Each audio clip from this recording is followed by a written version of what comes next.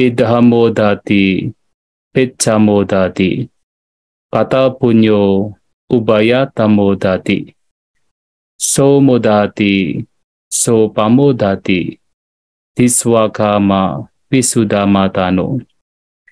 Di sini ia berbahagia. Setelah kematian, ia pun berbahagia. Pembuat kebajikan berbahagia di kedua alam. Ia berbahagia dan semakin berbahagia setelah mengingat perbuatan bersih yang ia lakukan.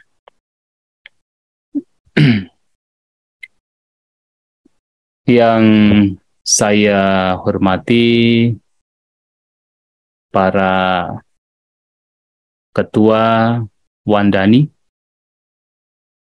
dan juga Rama-Ramani yang barangkali hadir pada kesempatan malam hari ini, dan Bapak Ibu Saudara-saudari sekalian yang berbahagia, selamat malam semuanya. Terpujilah Sang Buddha. Pada kesempatan malam hari ini sungguh merupakan kebahagiaan bagi kita semua, karena dalam satu hari ini, terutama Anda sekalian yang hadir di sini, mempraktikkan salah satu praktik yang sangat penting, yang sangat dianjurkan oleh Sang Buddha, yaitu melatih sila. Dan terutama adalah melatih sila atau 8 sila di hari Uposatha. Ini adalah satu latihan yang Sang Buddha dalam khotbah-khotbah beliau selalu menekankan, menganjurkan, dan memotivasi kepada para siswa beliau, terutama para upasaka-upasika, untuk di dalam setiap hari Uposatha, baik bulan gelap maupun bulan terang, dan juga pertengahannya, upasaka-upasika hendaknya melatih tidak hanya 5 aturan kemoralan, tetapi 8 aturan kemoralan yang kita kenal sebagai Adasila. Dan juga kita tahu bahwasanya latihan ini, terutama di bulan ini, juga dilakukan tidak hanya di hari Uposatha, tetapi banyak di antara umat Buddha di beberapa wihara, bahkan banyak wihara, yang mereka mempraktikkan 8 sila ternyata sebulan menjelang, yaitu Waisak. Mereka mempraktikkan 8 sila, dan ini juga menjadi satu hal yang sangat luar biasa, karena kita tidak pernah terpikir, terutama di zaman dulu, barangkali 15 tahun yang lalu, 20 tahun yang lalu, ada semacam acara, semacam program untuk mempraktikkan 8 sila selama 1 bulan. Dan juga berkenaan dengan hari Uposatha juga kita tidak pernah terpikir, ya, bahwasanya sekarang kita bisa melaksanakan secara serentak. Ya, tentu dengan kemarin keberadaan COVID-19 ternyata juga memberikan hikmah kepada kita semua.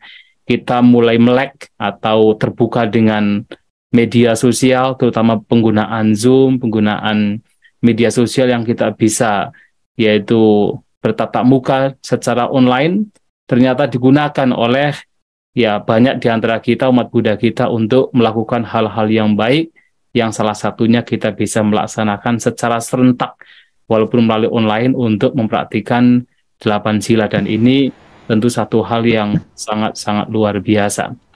Dan Bapak Ibu Saudara-saudari sekalian, seperti yang telah saya sampaikan, bahwasanya praktik sila tidak hanya 8 sila, tetapi apapun praktiknya yang berkenaan dengan sila, memang sudah sangat ditekankan oleh Sang Buddha dalam khotbah-khotbahnya. Dan Uposatha ini juga menjadi satu hal yang sangat penting untuk dipraktikkan, karena ini menjadi praktik sila yang boleh dikatakan sebuah upgrade, yang biasanya ada mempraktikkan 5 sila, tetapi kemudian mempraktikkan 8 sila. Dan praktik sila ini oleh Sang Buddha sangat penting karena memiliki banyak manfaat. Akan tetapi tentu manfaat akan dapat diperoleh kalau Bapak Ibu Saudara-saudari sekalian mempraktikkan dengan baik. Kalau kita perhatikan, Sang Buddha pernah menyampaikan bahwasanya ada 3 jenis, yaitu praktik yang mempraktikkan, katakan menghabiskan waktunya di hari Uposatha. yaitu ada satu yang disebut yaitu uposata dari seorang penggembala atau gopalaka uposata atau gopalaku uposata. Jadi praktek upasata seperti seorang penggembala. Ini yang pertama. Yang kedua adalah nigantu uposata atau niganta uposata. Praktek uposata yang dipraktekkan oleh kaum niganta. Jadi pada zaman Sang Buddha ada para pertapa lain yang diinisiasi atau kepalai oleh seorang pertapa bernama Niganta. Dan ia adalah guru dari kaum Jaina. Ini adalah yang kedua. Yang ketiga ada praktik uposata yang disebut sebagai Arya Uposata. Dari kata Arya Uposata, jadi uposata yang mulia. Nah dari tiga hal ini, ya saya yakin bahwasanya Bapak Ibu mempraktikkan yang terakhir. Karena untuk dua yang pertama ini praktik uposata yang tidak direkomendasi oleh Sang Buddha. Yang pertama adalah praktik uposata seperti seorang penggembala. Maksudnya apa? Jadi kalau kita melihat seorang penggembala, mungkin kalau Bapak Ibu yang tinggal di kota mungkin tidak akan tahu. Tapi kalau kami yang tinggal di kampung yang dulu pernah, yang mungkin beberapa masih memiliki sapi, ya jadi biasanya ya seorang penggembala itu biasanya akan berpikir-pikir untuk sapi-sapinya. Besok kira-kira sapi-sapi saya makan apa ya? Dicarikan di rumput di mana ya? Atau dibawa ke daerah mana ya? Supaya mendapatkan makanan. Ini adalah seorang penggembala. Artinya apa? Ada beberapa orang memperhatikan uposata tetapi pikirannya tentang makanan doang. Ya tentu saya harapkan Bapak Ibu tidak demikian ya. Ya ini dilatih untuk makan 2 kali atau makan sekali, yaitu tengah hari. Setelah tengah hari tidak diperkenankan untuk mengkonsumsi makanan yang padat. Ya jangan kemudian berpikir bahwa oh nanti kalau sudah selesai uposata ini, oh besok pagi pokoknya saya harus makan yang enak-enak.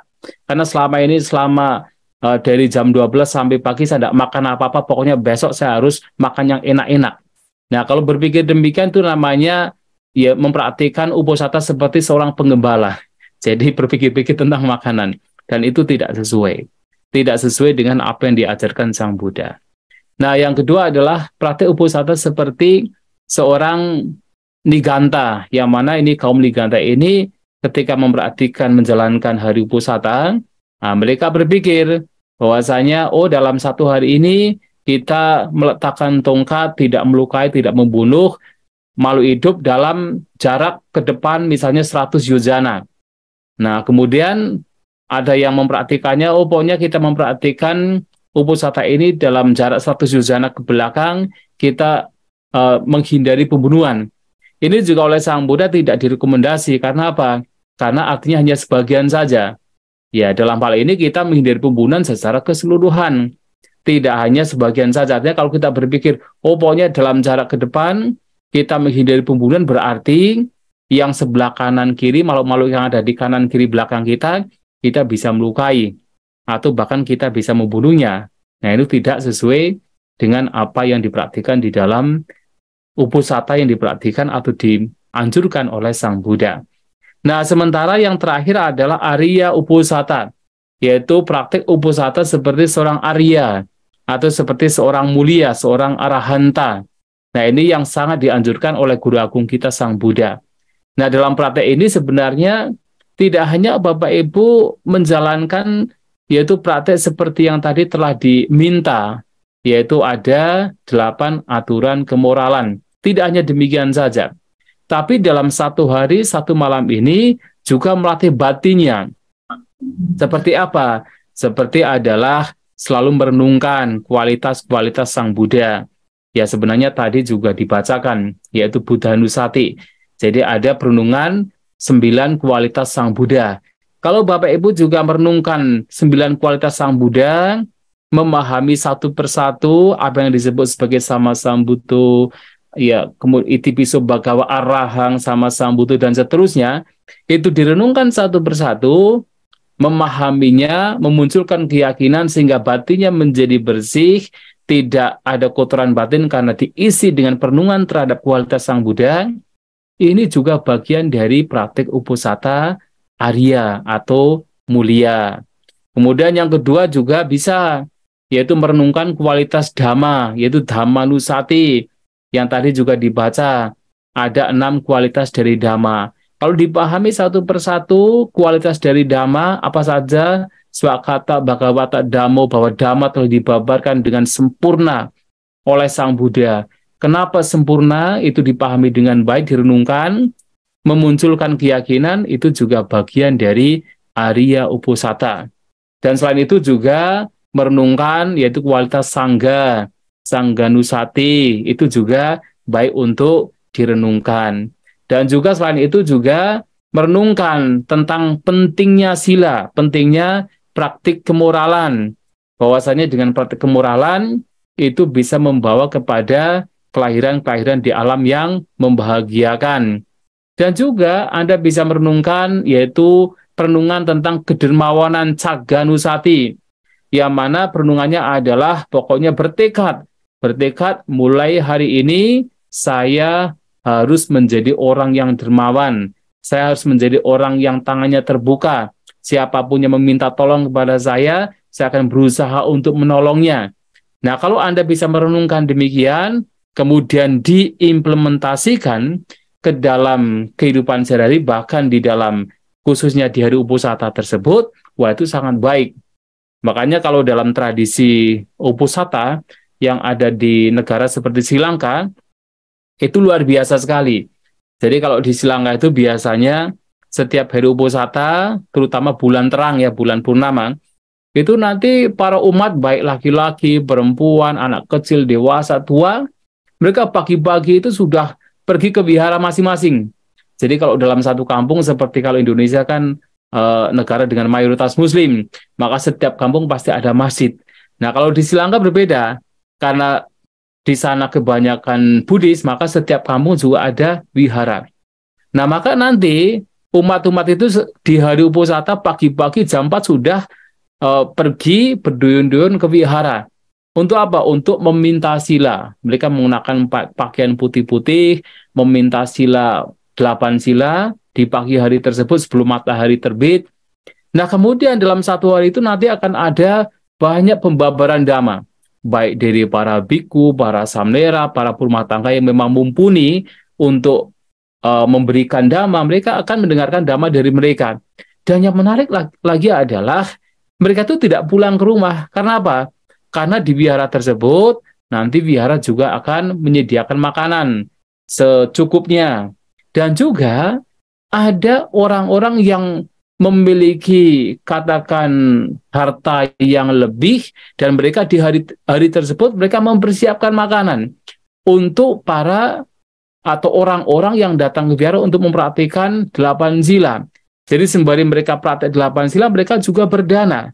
Jadi mereka mengimplementasikan Cagganusati, perenungan kedermawanan, ke dalam yaitu nyatanya, yaitu mereka menyediakan makanan, mempersembahkan makanan untuk siapapun yang mereka mempraktikkan 8 sila di wihara tersebut. Nah, itu juga menjadi tradisi yang sangat baik, yang sangat luar biasa. Nah, kalau itu dilakukan, itu disebut sebagai Arya Uposatha, atau Uposatha dari kaum Arya atau mereka yang suciwan. Nah, oleh sebab itu kalau misalnya suatu saat Bapak Ibu mungkin ketika ada waktu bisa mempraktikkan 8 sila ini dengan online, ya tentunya ya pagi ada pembabaran dhamma, malam ada pembabaran dhamma, tapi kalau kemudian di hari Uposatha dibiasakan untuk tinggal di wihara, nanti di wihara disediakan makanan untuk makan pagi, makan siang sebelum tengah hari, atau mungkin ada orang-orang yang memang punya uang berlebih, kemudian bisa berdana makanan untuk mereka yang tinggal di wihara yang mempraktikkan 8 sila, itu akan menjadi satu hal yang baik juga, kebiasaan yang baik. Dan itu bisa dilakukan di Indonesia juga sebenarnya. Apalagi kalau saya perhatikan, wah Indonesia banyak dari umat kita yang sebenarnya mumpuni untuk bisa melakukan hal demikian. Nah, ini sangat dianjurkan oleh Guru Agung kita Sang Buddha. Kalau Bapak Ibu, Saudara-saudari sekalian mempraktikkan sila dengan baik, kemudian perenungan-perenungan tentang yang baik tadi juga dipraktikkan, ya merenungkan tentang Buddha, tentang Dhamma, tentang Sangga, tentang praktik kemoralan itu sendiri, kemudian tentang kedermawanan, bertekad untuk menjadi orang dermawan, tidak menjadi orang yang kikir, kemudian diimplementasikan ke dalam kehidupan sehari-hari, maka ini akan memberikan manfaat yang besar. Nah, praktek sila ini dalam khotbah-khotbah Sang Buddha dikatakan memberikan manfaat baik secara duniawi maupun secara spiritual. Jadi tidak hanya duniawi saja, bahkan secara spiritual. Nah, secara duniawi tentunya karena memang sesuai dengan hukum karma, hukum perbuatan, apapun perbuatan yang kita lakukan pasti akan memberikan yaitu buah. Kalau kita suka berbuat kejahatan, tentunya penderitaan yang akan datang kepada kita. Kalau kita suka berbuat kebaikan, maka kebahagiaan yang akan datang pada kita. Nah, karena kita mempraktikkan sila, maka tentu kebahagiaan yang akan datang kepada kita. Nah, setidaknya itu ada satu khotbah yang disampaikan Sang Buddha.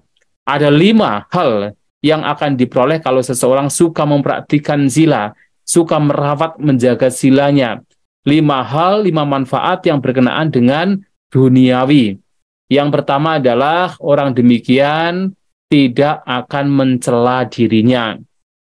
Jadi, kalau orang suka mempraktikkan sila, menjaga silanya dengan baik, dia tidak akan mencela dirinya. Dan ini sebuah keuntungan, karena ingat, bahwasanya salah satu penderitaan yang akan diperoleh oleh seseorang kalau seseorang itu selalu mencela dirinya.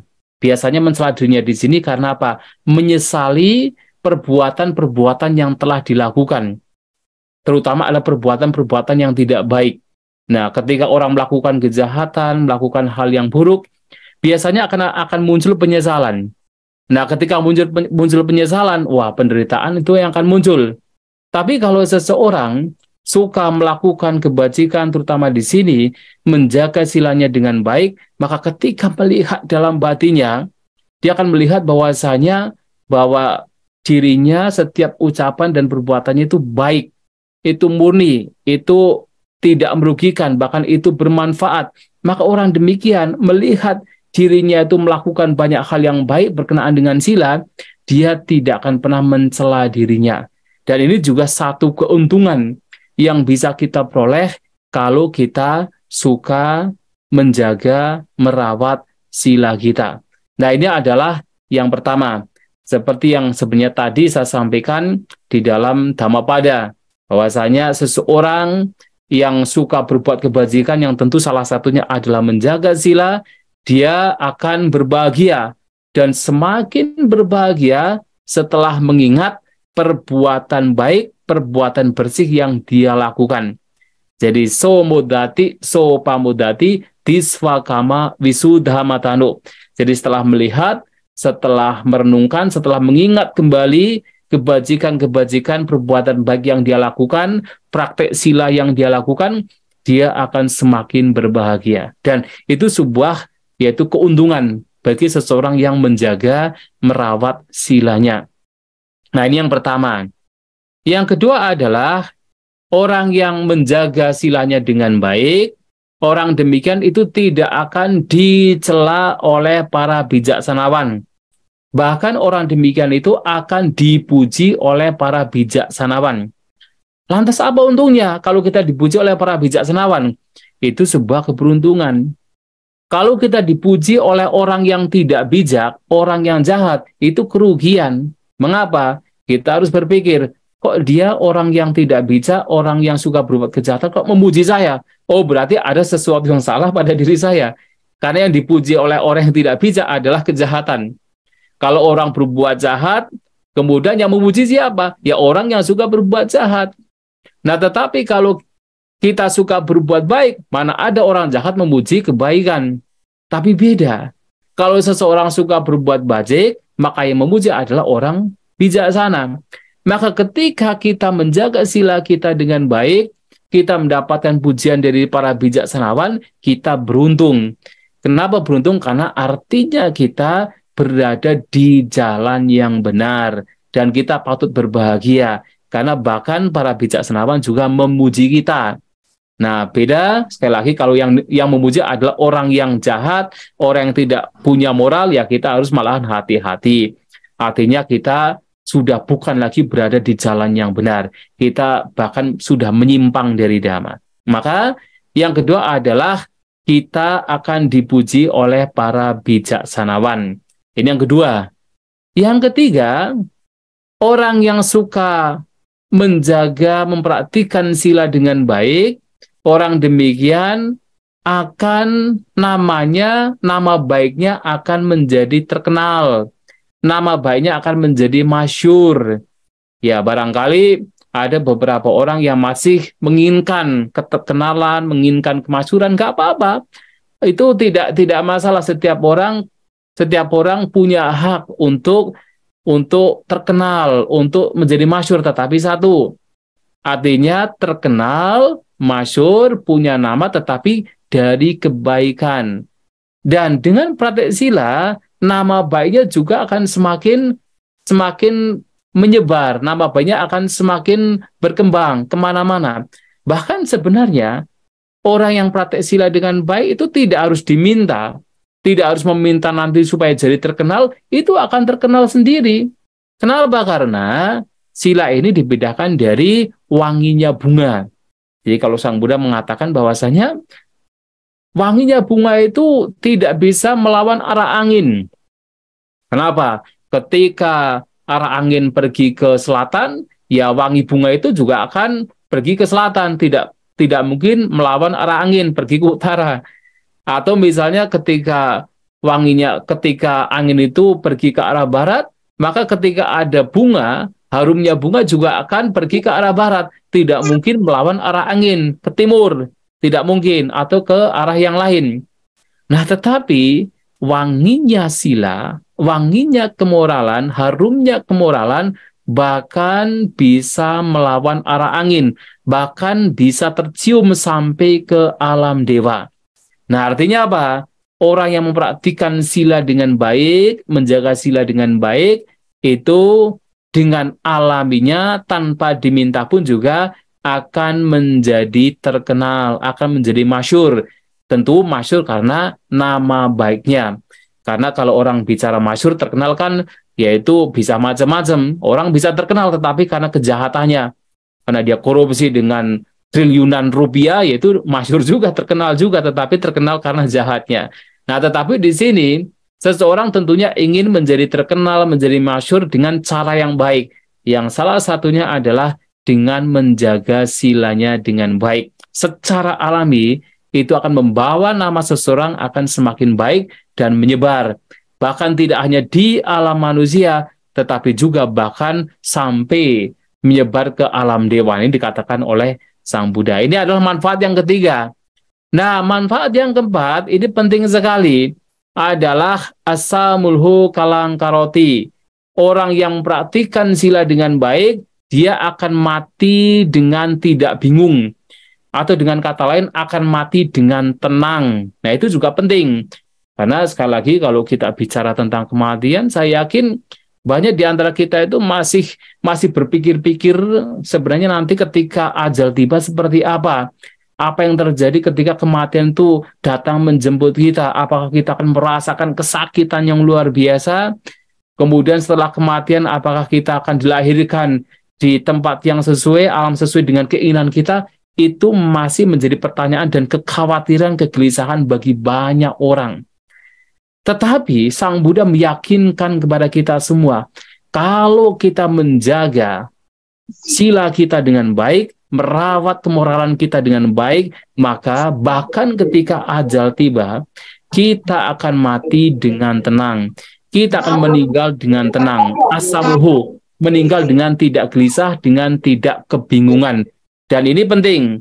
Makanya kalau kita bicara seperti misalnya di flyer gitu ya, misalnya di koran dan sebagainya, media sosial, kan sering itu ada gambar, itu pengumuman bahwa si A si B mati dengan tenang gitu kan. Sebenarnya kalau kita betul-betul ingin mati dengan tenang, ya salah satunya adalah dengan menjaga sila kita, merawat sila kita. Nah, kalau sila kita dirawat, kemudian dimasukkan di koran bahwa si A itu mati dengan tenang, itu betul. Kenapa? Selama hidupnya dia menjaga silanya dengan baik. Maka tidak perlu khawatir, tidak perlu gelisah. Selama kita menjaga sila dengan baik, merawat sila dengan baik, kita memulai untuk menjaganya dengan baik, maka ketika kematian terjadi, akan mati dengan tenang, akan mati dengan tidak gelisah. Dan ini yang kemudian membawa dampak yang kelima, yang tidak lain adalah orang yang suka menjaga sila dengan baik, karena dia mati dengan tenang, dia selalu berbahagia dengan kebajikannya, dia tidak ada beban, tidak ada kegelisahan, tidak ada penyesalan berkenaan dengan apa yang dilakukan, apa yang dipraktikkan berkenaan dengan sila, maka ketika meninggal dunia, dia akan terlahir di alam surga. Nah, ini disampaikan Sang Buddha di banyak khutbahnya. Jadi alam surga ini akan dapat diperoleh setelah kematian hanya kalau kita menjaga perbuatan kita, baik ucapan kita, perbuatan jasmani kita, yang salah satunya adalah menjaga kemoralan kita. Nah, bahkan menarik sekali ketika Sang Buddha berbicara tentang yaitu tadi orang yang mempraktikkan Arya Uposatha atau mempraktikkan Uposatha, mempraktikkan 8 sila secara Arya seperti seorang Arya, seperti orang suciwan yang tadi juga disampaikan di dalam permintaan permohonan 8 sila bahwasanya siang dan malam saya akan menjaga sila ini dengan baik. Nah, itu akan membawa kelahiran-kelahiran di alam surga.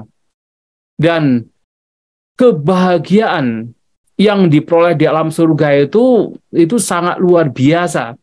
Ya, ada orang yang karena praktek sila dengan baik, kemudian ketika meninggal dunia terlahir di alam yaitu Catu Maharajika. Nah, jadi alam Catu Maharajika. Bahwasanya di alam Catu Maharajika ini seseorang akan mendapatkan kebahagiaan yang luar biasa. Kebahagiaan seperti apa? Jadi kalau Sang Buddha berbicara tentang alam surga, itu diumpamakan seperti ini. Jadi pernah di dunia ini, di alam manusia biasanya ada seorang raja yang paling ideal, yaitu disebut sebagai Raja Cakrawati. Raja dunia yang menjalankan roda pemerintahannya dengan dhamma, dengan kebenaran. Dhammiko Dhamma Raja. Dan karena kebenaran yang dia jalankan ketika menjalankan roda pemerintahan, maka Raja dunia ini, Raja Cakrawati, akan memiliki 7 permata. 7 permata di sini bukan permata yang seperti batu permata, memang salah satunya adalah batu permata, tetapi juga salah satunya juga adalah permata gajah misalnya, yang mana dengan permata gajah, nah gajahnya itu bisa terbang, jadi bisa terbang untuk keliling di angkasa melihat rakyatnya. Kemudian ada juga Hatiratana, Asaratana, yaitu permata kuda yang juga bisa terbang begitu kan. Nah, kemudian Sang Buddha menanyakan kepada para siswanya, sekiranya Raja Cakrawati ini yang memiliki 7 jenis permata, punya kuda terbang, gajah terbang, punya berbagai macam harta kekayaan, termasuk ada permata yang besar, ada punya permaisuri yang begitu cantik, itu disebut sebagai Itiratana. Kira-kira Raja Cakrawati ini berbahagia tidak? Sang Buddha para siswanya mengatakan, jangankan 7 permata, punya satu saja sudah bahagia, apalagi 7 permata. Nah, kemudian Sang Buddha mengambil kerikil, dipegang, kemudian bertanya kepada para siswanya, ini mana yang lebih besar, kerikil yang saya pegang atau gunung Himalaya? Wah, para siswanya tentu mengatakan, wah, kerikil yang dipegang oleh Sang Buddha ya tidak bisa dibandingkan dengan besarnya gunung Himalaya. Nah, demikian dikatakan kebahagiaan yang diperoleh oleh ia yang terlahir menjadi seorang Raja Cakrawati itu seperti kerikil. Sementara kebahagiaan yang diperoleh ketika terlahir di alam surga itu seperti gunung Himalaya. Jadi kita tidak bisa membayangkan, dibayang-bayangkan juga tidak bisa seberapa kebahagiaan yang diperoleh ketika seseorang terlahir di alam surga. Sementara kalau seseorang terlahir di alam surga, terutama surga yang paling rendah yaitu Catu Maharajika, nah di sana dikatakan orang terlahir di Catu Maharajika 1 hari, 1 malam di Catu Maharajika itu seperti 50 tahun di alam manusia. Jadi kalau alam Catu Maharajika itu 1 hari 1 malam, di alam manusia itu 50 tahun. Sedangkan Di alam Catumarajika ini, seseorang terlahir di sana, akan hidup selama 500 tahun. Jadi 500 tahunnya itu 500 tahun alam surgawi. Jadi kalau dihitung dengan alam manusia kira-kira berapa? Lama sekali. Hitung saja. Ya, satu tahun 365 hari dalam alam manusia. Kemudian 50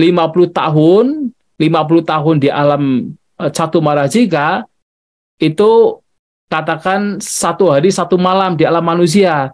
Berarti dikalikan berapa? 50 tahun kali 365 dikalikan 500 tahun. Nah, kalau dibandingkan dengan alam manusia, berarti di alam Catumarajika itu sekitar 9.125.000 tahun tinggal di sana. Dengan berbagai macam kebahagiaan yang tidak bisa kita bayangkan. Itu alam Catumarajika yang paling rendah. Nah, sedangkan ada yang lebih tinggi lagi. Dengan praktek uposatha yang Bapak Ibu Saudara sudah lakukan, praktikkan hari ini, apalagi sudah praktek yang 1 bulan ini, wah ini memungkinkan sekali. Setelah kematian telah di alam misalnya Tawatingsa, lebih tinggi dari Catumarajika. Yang mana di alam Tawatingsa, nah 1 hari 1 malam di alam Tawatingsa itu 100 tahun. 100 tahun di alam manusia. Nah, jadi 1 hari 1 malam di alam Tawatingsa itu 100 tahun di alam manusia. Sedangkan alam Tawatingsa, makhluk-makhluk di sana itu punya umur 1000 tahun alam surgawi. Jadi kalau dihitung bagaimana coba? Jadi kalau dihitung berarti 100 tahun, ya 100 dikali 365 hari dikali 1000. Nah, di sini menjadi berapa? Menjadi 36.500.000 tahun. Sesuai dengan tahun alam manusia. Nah, betapa panjangnya untuk hidup di alam Tawatingsa. Dan di sana akan mendapatkan berbagai macam kebahagiaan. Jadi, itu di alam Tawatingsa. Nah, nanti ada alam yang lebih tinggi lagi. Setelah Tawatingsa apa? Yaitu alam Yama. Yaitu alam surga Yama, lebih tinggi dari alam Tawatingsa. Nah, di sana bahkan dikatakan 200 tahun di alam Yama itu adalah 1 hari 1 malam di alam Yama itu seperti 200 tahun di alam manusia. Jadi 1 hari 1 malam di alam Yama itu 200 tahun di alam manusia. Nah, sedangkan di alam Yama mereka itu tinggal di sana selama 2000 tahun alam surgawi. Wah, kalau dihitung-hitung sudah berapa? 500 jutaan tahun pokoknya lah. Tinggal di sana. 500 juta tahun seperti alam manusia. Jadi umurnya sangat panjang. Tapi ada yang lebih tinggi lagi, yang itu memungkinkan diperoleh ketika seseorang mempraktikkan sila, terutama uposatha dengan baik, yaitu alam tusita. Nah, kalau alam tusita dikatakan 1 hari 1 malam di alam tusita itu seperti 400 tahun di alam manusia. Jadi 400 tahun di alam manusia. Dan sementara di sana hidup selama 4000 tahun alam surgawi. Itu di alam tusita. Wah, itu kalau kita hitung-hitung sudah berapa ya? Kita ya hitung sendiri pokoknya nantilah. Yang jelas adalah bahwa dengan praktik uposatha seperti ini, Anda mempraktikkan 8 sila dengan baik, kemudian ditambah dengan pikiran-pikiran yang baik, seperti tadi memikirkan tentang Buddha, Dhamma, dan Sangha, merenungkan tentang sila, kemudian merenungkan tentang yaitu manfaat dari mempraktikkan, mengembangkan kedermawanan, kemudian bisa diimplementasikan juga ke dalam yaitu aksi nyatanya, berdana kepada yang membutuhkan di hari itu memungkinkan seseorang mendapatkan kebahagiaan tidak hanya ketika masih hidup dan bahkan ketika kematian terjadi, seseorang memungkinkan untuk terlahir di alam surga. Dan itu adalah manfaat secara duniawi. Tetapi Bapak Ibu Saudara, saudari sekalian, ternyata manfaat dari mempraktikkan sila ini tidak hanya duniawi saja. Bahkan yang lebih penting, lebih mulia, lebih unggul adalah mempraktikkan sila juga membawa manfaat secara spiritual. Yang artinya apa? Artinya ketika seseorang mempraktikkan sila dengan baik, 8 sila dengan baik, uposatha dengan baik, orang demikian sesungguhnya tengah mengembangkan batinnya. Kenapa? Karena sesungguhnya apapun yang kita lakukan, baik melalui perbuatan jasmani ataupun ucapan, itu merupakan cerminan dari batin kita. Kalau kita melakukan hal-hal yang buruk, sila kita tidak terjaga, ucapan kita dibiarkan mengucapkan kata-kata bohong yang memecah belah, fitnah, kasar, tidak bermanfaat, atau perbuatan kita dibiarkan untuk melakukan perbuatan yang buruk, melukai, membunuh, mengambil yang tidak diberikan, berzina, dan mabuk-mabukan, dan apapun perbuatan yang buruk, itu semua adalah karena pikiran yang tidak terjaga, pikiran yang tidak terkendali. Akan tetapi, kalau kita dalam keseharian kita melakukan yang terbaik melalui ucapan dan perbuatan jasmani, salah satunya adalah kita menjaga sila kita, itu juga merupakan cerminan dari pikiran kita. Mengapa kita menghindari pembunuhan? Karena apa? Ada batin yang baik, batin yang luhur untuk tidak melakukan kejahatan dengan cara membunuh. Itu adalah pikiran yang baik. Mengapa kita tidak mencuri, tidak mengambil apa yang tidak diberikan? Itu karena apa? Ada batin yang luhur, batin yang terkendali, sehingga kita mengendalikan diri kita untuk tidak mengambil apa yang tidak diberikan. Mengapa seseorang kemudian tidak berbohong, tidak mengucapkan kata-kata kasar, tidak mengucapkan kata-kata yang tidak bermanfaat? Itu karena apa? Cerminan dari pikiran yang terkendali. Nah, artinya di sini, praktik sila itu selalu berhubungan dengan pikiran, dengan batin. Orang yang batinnya terkendali, orang demikian pasti akan mempraktikkan sila. Atau ketika seseorang berusaha untuk menjaga ucapan dan perbuatannya melalui praktik sila ini, 8 sila ini, artinya pada waktu itu dia sedang menjaga batinnya. Dia sedang mengendalikan batinnya, dia sedang mengontrol batinnya, dia sedang bagaimana mengembangkan batin yang luhur. Makanya praktek sila ini sebenarnya mempunyai manfaat yaitu spiritual. Kenapa? Karena bisa membantu, menyokong, mendukung bagi pengembangan batin. Itulah kenapa Sang Buddha menyampaikan dalam khutbah-khutbah beliau bahwasanya sila samadhi panya, 3 hal yang tidak bisa dipisahkan dalam upaya seseorang untuk mencapai pembebasan atau mencapai pencerahan untuk merealisasi nibbana. Dikatakan sila paribawitang samadhi maha pala mahani sangsa.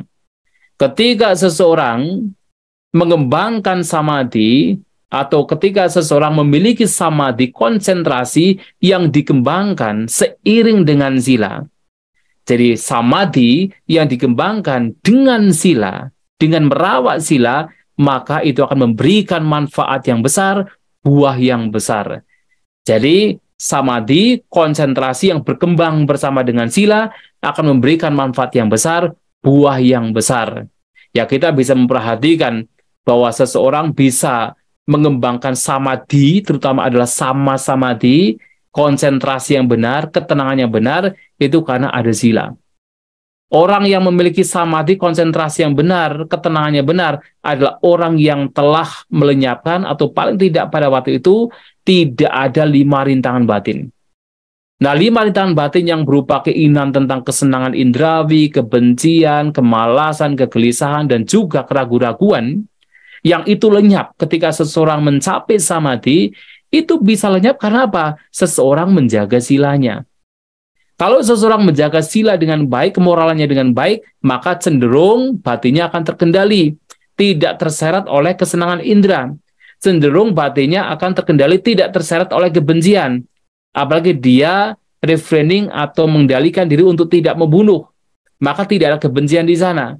Seseorang cenderung akan menjadi apa? Menjadi waspada, tidak kemalas-malasan, tidak ngantuk. Kenapa? Dia mengendalikan batinnya melalui praktek sila.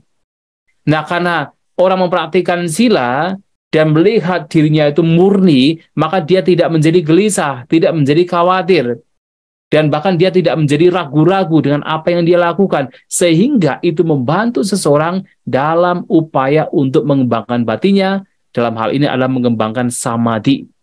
Maka sila paribawitang samadhi maha nisangsa maha pala. Dan juga dikatakan samadhi paribawita panya maha nisangsa maha pala. Seseorang yang memiliki kebijaksanaan yang dikembangkan dengan samadhi, dengan ketenangan, dengan konsentrasi batin, itu juga akan memberikan buah yang besar, manfaat yang besar. Nah, tetapi tentu samadhi di sini berkembang karena sila. Nah, dari sila dan samadhi mengembangkan panya. Dan dikatakan panya paribawitang citang vimucati. Dan batin yang dikembangkan bersama dengan kebijaksanaan akan terbebaskan. Artinya mencapai nibbana.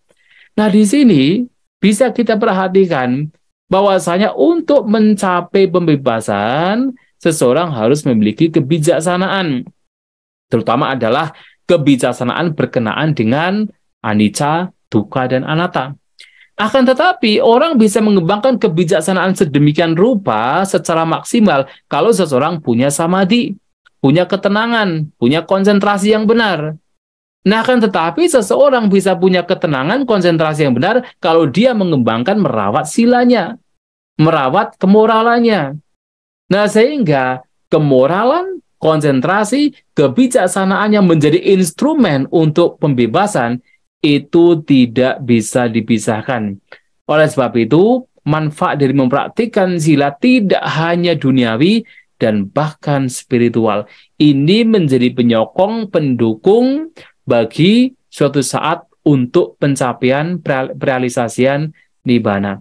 Itulah Bapak Ibu Saudara-saudari sekalian, mengapa praktek sila yang Bapak Ibu hari ini lakukan, praktek 8 sila, itu sungguh luar biasa, dan ini menjadi satu hal yang patut untuk dikembangkan, karena bisa memberikan kebahagiaan, baik secara duniawi, di sini, dan bahkan setelah kematian, dan juga kebahagiaan secara spiritual, karena ini juga mendukung, menyokong bagi pencapaian pembebasan atau realisasian nibbana. Semoga apa yang telah disampaikan juga menjadi motivasi baru Anda untuk menjalankan kehidupan sesuai dengan kemoralan, mempraktikkan 8 sila, yang tentunya tidak hanya dipraktikkan dalam uposatha, tapi kapanpun bisa dipraktikkan, dan semoga kita semua maju dalam Dhamma. Sabisata Bhavantu Sukhitata, semoga semua makhluk berbahagia.